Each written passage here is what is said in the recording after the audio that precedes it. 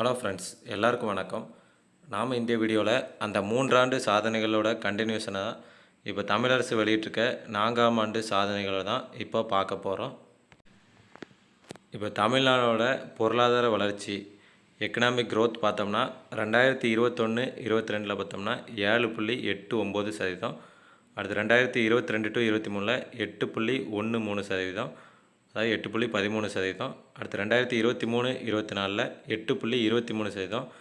இப்போ லேட்டஸ்ட்டாக 2024-25 9.69%.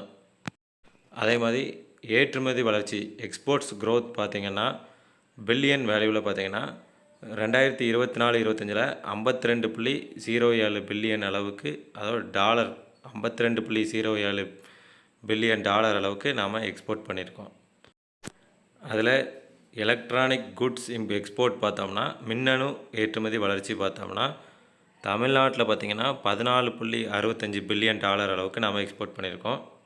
ரெண்டாவது பார்த்தோம்னா கர்நாடகா 7.85 பில்லியன் டாலர் அளவுக்கு எக்ஸ்போர்ட் பண்ணியிருக்காங்க.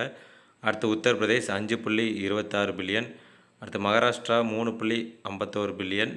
அடுத்து குஜராத் 1.85 பில்லியன். அடுத்து வேலைவாய்ப்பு வளர்ச்சி பார்த்திங்கன்னா 2020-21 2.9% கோடி, 2021-22 3.18 கோடி, 2022-23 3.41 கோடி, அடுத்து 2023-24 3.7 கோடி, அடுத்து 2024-25 3.87 கோடி பேர். அரசு மற்றும் அரசு நிறுவனங்களுக்கு தெரிவு செய்யப்பட்டவர்கள் 70,022. அடுத்து தமிழ்நாட்டோட சோசியல் இண்டிகேட்டர்ஸ், அதாவது சமூக அளவீடுகள் பார்த்திங்கன்னா மெட்டர்னல் மொர்டாலிட்டி ரேஷியோ, அதாவது தாய்மார்கள் கருவுட்டு இருக்கும்போதோ குழந்தை பிறக்கும் போதோ இறக்கக்கூடியது பார்த்திங்கன்னா 2024-25 1 லட்சம் பேருக்கு 39.6 பேர் இறக்குறாங்க. அடுத்து குழந்தை இறப்பு விதம் பார்த்திங்கன்னா 1 லட்சம் குழந்தை பிறக்குதுன்னா அதில் 7.6 அந்த விகிதத்தில் குழந்தை இறக்குது. அடுத்து GER இன் ஹையர் எஜுகேஷன், இது ரொம்ப ரொம்ப முக்கியமானது. அதாவது உயர்நிலை படிப்பில் எவ்வளோ பேர் சேர்ந்துருக்காங்கன்னா 2023-24 51.3%. இது ரொம்ப ரொம்ப முக்கியம், பார்த்துக்கோங்க. அடுத்து சட்டம் மற்றும் ஒழுங்கில் பார்த்திங்கன்னா பெரிய அளவிலான ஜாதி பிரச்சனையோ இன பிரச்சனையோ நம்ம தமிழ்நாட்டில் வரல. ஆகஸ்ட் 2022 முதல் கஸ்டோடியல் டெத் எதுவுமே நடக்கலை. கிட்டத்தட்ட 3 வருஷமாக பார்த்திங்கன்னா பெண்களுக்கு எதிரான குற்ற விகிதம் 1 லட்சம் பேருக்கு பார்த்தோம்னா இந்திய அளவில் 66.4 விகிதம், தமிழ்நாட்டில் 24. இது யார் சொன்னாங்கன்னா NCRB crime in India 2022. AVTAR என்ற நிறுவனம் பார்த்திங்கன்னா ஆய்வு செஞ்சதில் இந்திய பெருநகரங்களில் வேலைக்கு செல்லும் பெண்களுக்கு மிகவும் உகந்த பாதுகாப்பான நகரமாக சென்னையை தேர்வு செய்துள்ளது. தமிழ்நாட்டோட பெரிய குடிநீர் திட்டம் என்னெல்லாம் பார்த்திங்கன்னா நாகப்பட்டினம் கூட்டு குடிநீர் திட்டம் 1751 கோடி ரூபாய் செலவில்.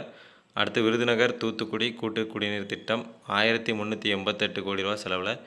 அடுத்து மதுரை கூட்டு குடிநீர் திட்டம் 1536 கோடி ரூபாய் செலவு. அடுத்து ராமநாதபுரம் கூட்டு குடிநீர் திட்டம் 3851 கோடி ரூபாய் செலவில் இதெல்லாம் கட்டியிருக்காங்க. அடுத்து முதல்வர் படைப்பகம், இந்த திட்டத்தில் பார்த்திங்கன்னா புத்தொழில் முனைவோர், தகவல் தொழில்நுட்ப பணியாளர், மாணவர்கள் இவங்களுக்கெல்லாம் பார்த்திங்கன்னா இணைய வசதி, நூலகம் உள்ளிட்ட ஆலோசனை கூடங்கள் எல்லாமே கொடுக்குறாங்க. இது பார்த்திங்கன்னா கிட்டத்தட்ட ஒரு லைப்ரரி மாதிரி கேட்டு அங்கே இந்த ஆலோசனைலாம் கொடுக்குறாங்க. அனைத்து மாநகராட்சிகளிலும் ஒரு மையம் தலா 5 கோடி ரூபாய் மதிப்பீட்டில் அமைக்கப்படும்னு முதல்வர் அறிவிச்சிருக்காரு.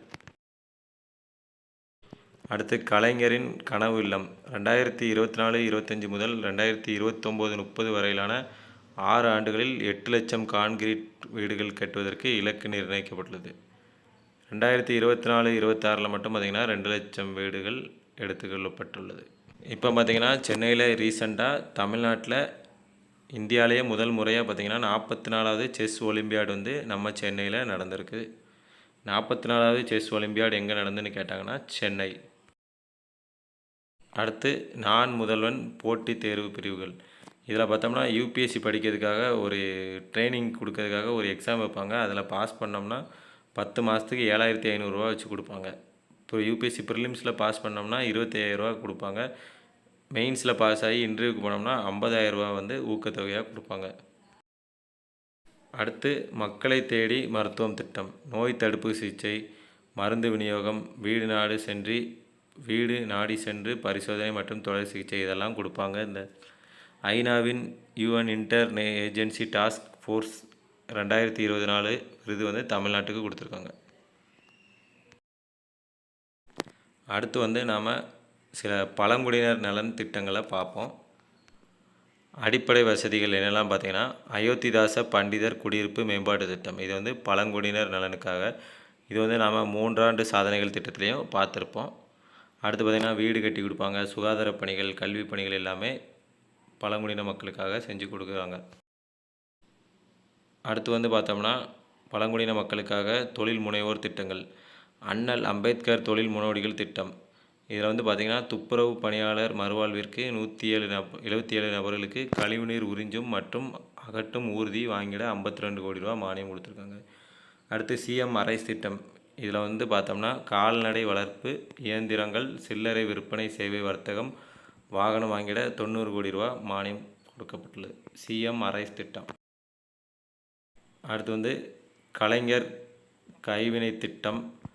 அடுத்து தமிழ்நாடு தூய்மை பணியாளர் நல வாரியம் வந்து உருவாக்கியிருக்காங்க. உருவாக்கின ஆண்டு வந்து 2021. அப்போ வந்து 46,000 உறுப்பினர்கள் இருந்தாங்க. இப்போ 2.5 லட்சம் உறுப்பினர்கள் வந்து இதில் இருக்காங்க. அடுத்து முதலமைச்சரின் தாய் மாணவர் திட்டம். சமூகத்தின் விளிம்பு நிலையில் வாழ்ந்திடும் மக்கள் அனைவருக்கும் இத்திட்டத்தின் கீழ் அடையாளம் காணப்பட்டு அவர்களுக்கு தேவையான அடிப்படை வசதிகள் மட்டுமின்றி கல்வி, வேலைவாய்ப்பு, திறன் மேம்பாடு, வீடுகள் போன்ற அனைத்து உதவிகளும் வழங்கப்படும். இதுதான் முதலமைச்சரின் தாய் மாணவர் திட்டம். அடுத்து வந்து தமிழ்நாட்டில் உள்ள ராம்சார் தலங்கள். இந்தியாவிலே பார்த்தோம்னா அதிகமாக தமிழ்நாட்டில் தான் 20 ராம்சார் தலங்கள் இருக்குது. அடுத்து உத்தரப்பிரதேசத்தில் 10, பஞ்சாபில் 6, ஒடிசாவில் 6. இது வந்து நல்லா பார்த்துக்கோங்க, தமிழ்நாட்டில் 20 இருக்குது. தமிழ்நாட்டில் புதுசாக உருவாக்கப்பட்ட வனவிலங்கு சரணாலயங்கள், Kadavur slender loris sanctuary, Karur and Dindigul. Karur திண்டுக்கல்லில் ஒன்று உருவாக்கியிருக்காங்க. அடுத்து Kaveri south wildlife sanctuary Krishnagiri மற்றும் தருமபுரி. தந்தை Periyar wildlife sanctuary Erode. பறவைகள் சரணாலயம் கழுவேலி பறவைகள் சரணாலயம் Villupuram. Nanjarayan tank bird sanctuary Tiruppur. அடுத்து யானைகள் சரணாலயம் அகஸ்தியமலை எலிஃபண்ட் ரிசர்வ் திருநெல்வேலி மற்றும் கன்னியாகுமரி. அடுத்து கடற்பசு பாதுகாப்பு மையம் டியூகாங் கன்சர்வேஷன் ரிசர்வின் பாக்பே தஞ்சாவூர். இது வந்து 3 ஆண்டு சாதனைகளையும் நம்ம பார்த்துருக்கோம். அடுத்து பசுமை தமிழ்நாடு இலக்கு. இது வந்து பார்த்திங்கன்னா 1 லட்சம் ஹெக்டேர் பரப்பளவில் வேளாண் காடுகள் வந்து உருவாக்கப்பட்டுள்ளது. 2030க்குள்ளே தமிழ்நாடு வந்து பசுமை தமிழ்நாடாக மாற்றணும்.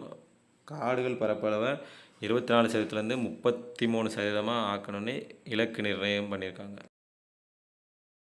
அடுத்து மக்களுடன் முதல்வர் திட்டம். பொதுமக்கள் அதிகம் நாடும் 15 அரசு துறைகளின் மூலம் 44 சேவைகள் வழங்கப்படுகிறது. கோரிக்கைகளுக்கு 30 நாட்களுக்குள் தீர்வு காணப்படுகிறது. மொத்தம் 3 கட்டமாக. ஃபஸ்ட்டு வந்து அர்பன் மக்களுக்காக ஊரகம். அடுத்து ஆதி திராவிடர் பழங்குடியினர் வசிக்கும் பகுதிகளுக்குள்ள இந்த மக்களுடன் முதல்வர் திட்டம் செயல்படுத்தப்படுகிறது. அடுத்து பார்த்திங்கன்னா புதுசாக ஒரு திட்டம் கொண்டு வந்திருக்காங்க, self certification scheme for plan approval. இது என்னென்னா வீடு கட்டுற பிளானுக்காக பார்த்திங்கன்னா ஆன்லைன்லேயே அப்ளை பண்ணி அப்ரூவ் வாங்குறதுக்கு. இது வந்து government to business G2B service மூலமாக இதை பண்ணிகிட்ருக்காங்க. தமிழ்நாடு இ-கவர்னன்ஸ் ஏஜென்சி இதை பண்ணிகிட்ருக்காங்க. அடுத்து நூல்கள் மொழிபெயர்ப்பு. யாருடைய நூல்கள்லாம் மொழிபெயர்க்கப்பட்டு வருகின்றன? பெரியார் சிந்தனைகள் 5 குறுநூல்கள் 21 மொழிகளில் மொழிபெயர்ப்பு. அண்ணல் அம்பேத்கரின் படைப்புகள் முதல் 10 தொகுதிகள் எளிய தமிழில் மொழிபெயர்ப்பு. தமிழில் மொழிபெயர்க்கப்பட்ட நூல்கள் riddles in Hinduism, the annihilation of caste. அடுத்து தமிழ் இந்தோ ஐரோப்பிய வேர் சொல் களஞ்சிட் ஒப்பீட்டு அகராதி. அடுத்து பாரதியாரின் படைப்புகள் மற்றும் பாரதியாரின் முக்கிய ஆய்வு நூல்களின் ஆங்கில மொழிபெயர்ப்பு நூல்கள். ஓமரின் இலியட் மற்றும் ஒடிசி ஆகிய கிரேக்க காப்பியங்கள். டாக்டர் ராபர்ட் கால்டுவெல் எழுதிய a comparative grammar of Dravidian and Indian family of language. இதெல்லாம் வந்து தமிழில் மொழிபெயர்த்துட்டு வராங்க. ஓகே, இப்போ வந்து பார்த்திங்கன்னா இந்த 4 ஆண்டு சாதனைகள் வீடியோவை நம்ம கம்ப்ளீட் பண்ணிட்டோம். கரண்ட் அஃபேர்ஸ்க்கு இதுலேருந்து வந்து கேட்டால் ஒரு கொஸ்டின் கூட மிஸ் பண்ணாமல் ஆன்சர் எழுத முடியும். இந்த வீடியோ உங்களுக்கு பிடிச்சிருந்தா நம்ம சேனலுக்கு சப்ஸ்கிரைப் பண்ணாதவங்க பண்ணிக்கோங்க. தேங்க்யூ.